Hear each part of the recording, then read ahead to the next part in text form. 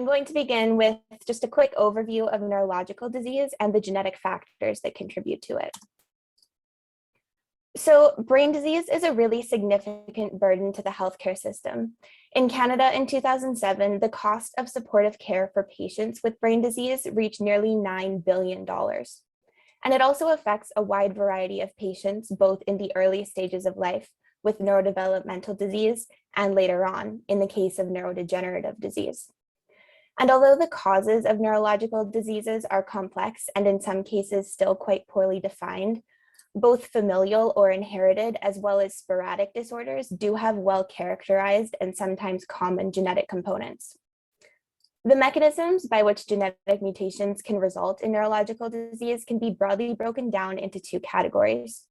The first is gain of function, which causes the production of toxic mutant protein, which occurs, for example, in Huntington's disease.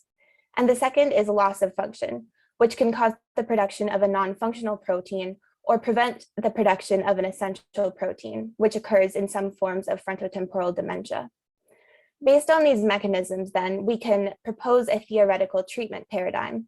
For gain of function disorders, toxic protein reduction by gene knockdown is possible, and for loss of function disorders, treatment by protein replacement therapy is possible.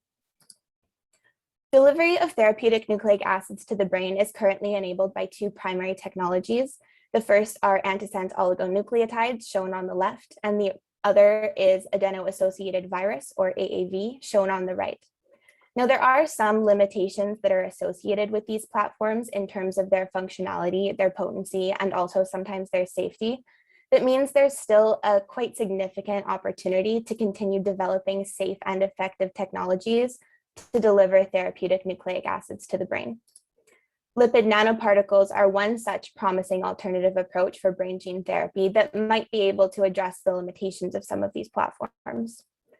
First of all, we know that LNPs are both safe and effective in humans, which is evidenced by both the FDA-approved RNAi therapeutic Onpattro, as well as the Pfizer-BioNTech and Moderna vaccines that protect against severe COVID-19 disease.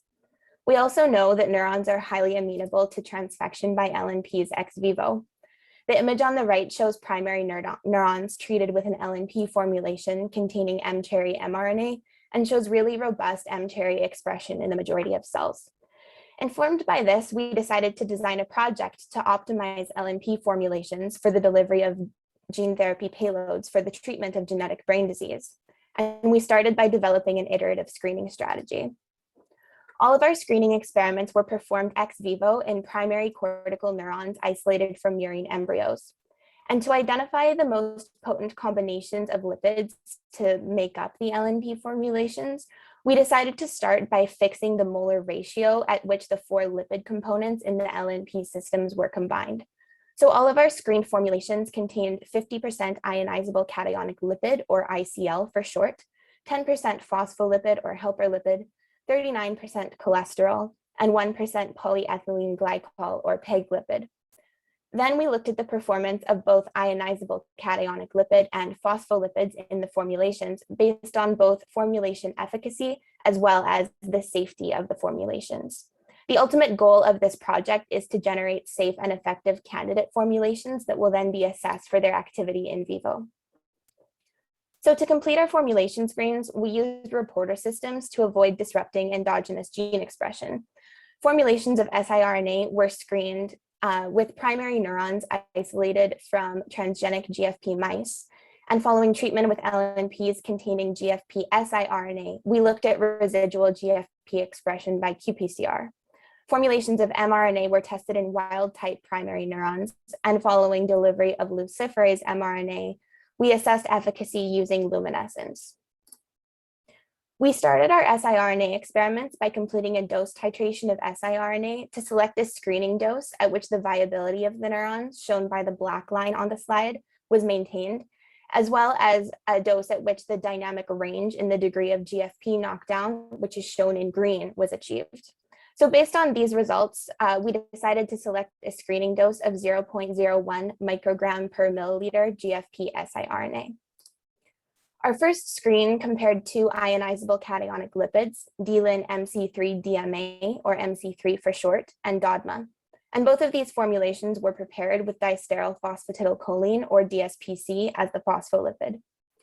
And when we looked at GFP knockdown using these formulations, they both achieved significant GFP knockdown. And in this case, it looked like the MC3 formulation was significantly more potent than the DODMA formulation. We then looked at the performance of each of these ionizable lipids in combination with 3 additional phospholipids, DOPC, DOPE, and DOPG. And each of the formulations had a significantly different effect on GFP expression. So when we prepared formulations with MC3, the formulations containing DOPG phospholipid were the most potent. And when we repeated this experiment with DODMA ionizable cationic lipid, we saw the same trend. So based on this, we concluded that for LNP siRNA delivery to primary neurons, DOPG formulations are more potent than those prepared using DOPE, DOPC, or DSPC phospholipid. We then completed the same series of experiment to optimize formulations of mRNA. So we started with the same dose titration curve to select an appropriate screening dose for luciferase mRNA. And based on both luciferase expression shown in yellow, as well as neuronal viability shown in black, we decided to conduct our screening experiments at 0.3 micrograms per milliliter mRNA. Once again, we started with an ionizable cationic lipid screen, and we looked at formulations prepared with either MC3 or DODMA in combination with DSPC phospholipid.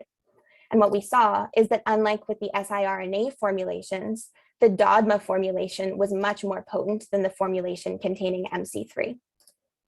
We also completed the same phospholipid screen and started with formulations of MC3. Here, the trend that we observed for siRNA delivery was maintained, so the formulation prepared using DOPG was the most potent. But when we repeated the screen with formulations containing DODMA, we saw something different. So in this case, the formulation prepared with DOPE phospholipid was actually the best for luciferase delivery. So these results demonstrate that the best phospholipid for mRNA delivery actually depends on the type of ionizable cationic lipid that's used in the formulation. Based on this observation, we wondered whether ionizable lipid pKa was maybe contributing to the difference in efficacy that we saw. Ionizable lipid pKa has been shown to be important in vivo for formulation potency of LNP systems, and MC3 and DODMA have different pKa values of about 6.44 and 7 respectively. So in order to answer this question, we used a series of ionizable lipids, MC2, MC3, and MC4. Each of these lipids has a unique pKa that's conferred by the different number of carbons that connect the tertiary amine and ester groups. And when mixtures of these lipids are used to prepare LNPs, the resulting formulations have apparent pKas that are equivalent to the average pKa of the blend of ionizable lipids they contain.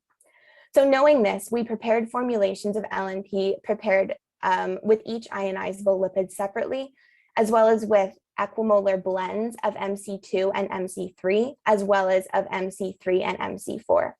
Doing this produced a series of 5 formulations with a broad range of pKas. And when we looked at luciferase activity of these formulations in primary neurons, we found that the best formulation contained only MC3 with a pKa of about 6.4. The formulation, however, that had the pKa most similar to DODMA, around 7, was much less effective at an equivalent mRNA dose. Now, because our DODMA formulation in the previous mRNA screen was more and not less potent, we can't attribute the efficacy of this formulation to the pKa of the ionizable lipid. Now, all of this work is the result of labor from a number of people. It was absolutely a team effort and was supported by collaborators both within the Leavitt group and at UBC. So most notably, I'd like to acknowledge Dr. Terry Petkow from the Leavitt Lab for all of her support on this work, as well as Dr. Jayesh Kulkarni, formerly from the Cullis Lab. Also, our collaborators and funding sources made it possible for us to learn really a lot of fundamental things about delivery of nucleic acids to primary neurons using LNP systems. So the highlights of this work are, firstly, that LNP composition really does significantly impact the efficacy of the formulations we were looking at. And second, we learned that systems that are most optimal for siRNA delivery are actually not optimal for mRNA delivery, which is really important for designing these systems for specific targets or diseases. And finally, we learned that ionizable lipid pKa does not directly inform formulation efficacy, which leaves the door open to learn more about the mechanism that drives the efficacy of these formulations. And with that, I would like to thank you so much for your time and attention, and I would love to answer any questions that you might have. Thank you. Great, thank you, Sarah. So I'm pleased to open the floor to questions from the audience. Please either submit a written question or raise your hands. Marshall, are there any questions?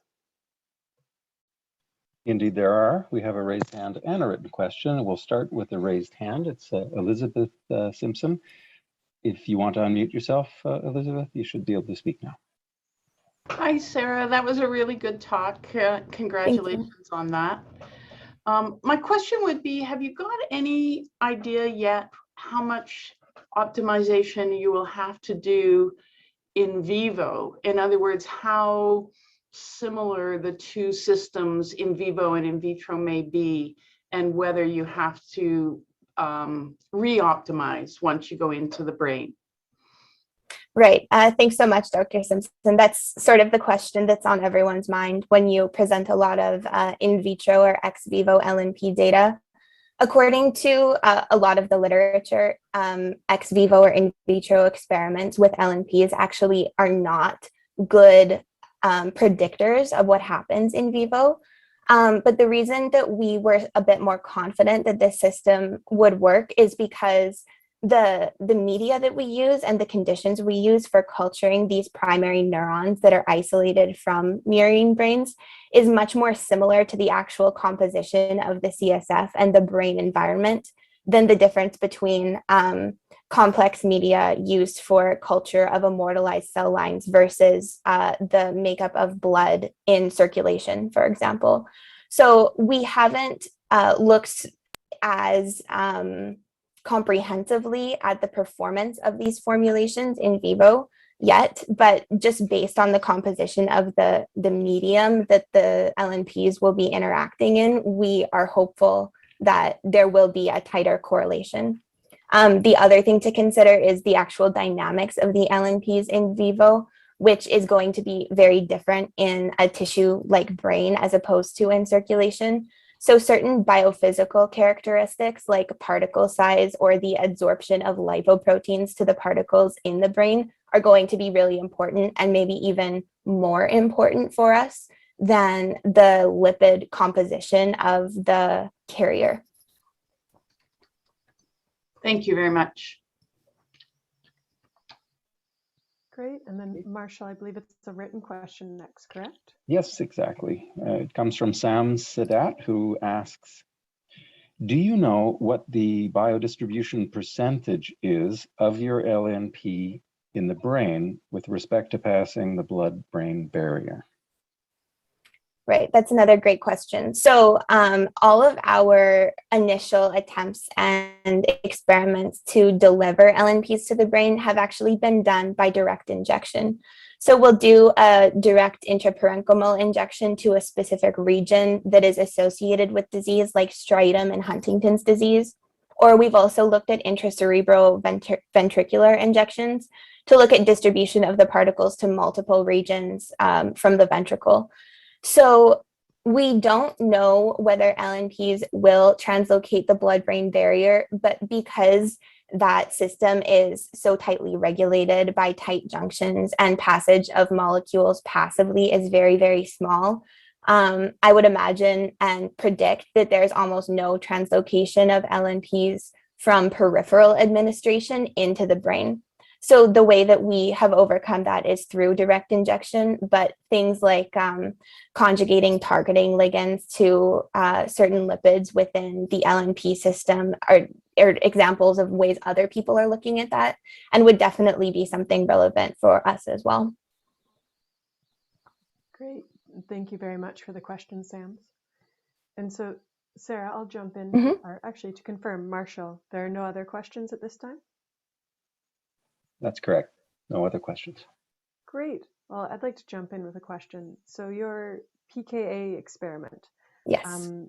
it was using mRNA. Did you do any of these screenings for any siRNA? So we actually did, and we saw a similar trend, although it was considerably less dramatic than the mRNA. So instead of a very clear peak at that optimal PKA of 6.44, it seemed like formulations sort of in that middle range between 5.8 and about like 6.9 all had about the same activity. And that just might be to do more with the makeup of the system in vitro. It's definitely a little bit more more isolated, and in terms of the actual siRNA delivery, the dynamic range is different when you're looking at knockdown of something that the cells are expressing versus delivering luciferase mRNA. But the general trend in the window of the ideal PKA with the siRNA did mirror the mRNA.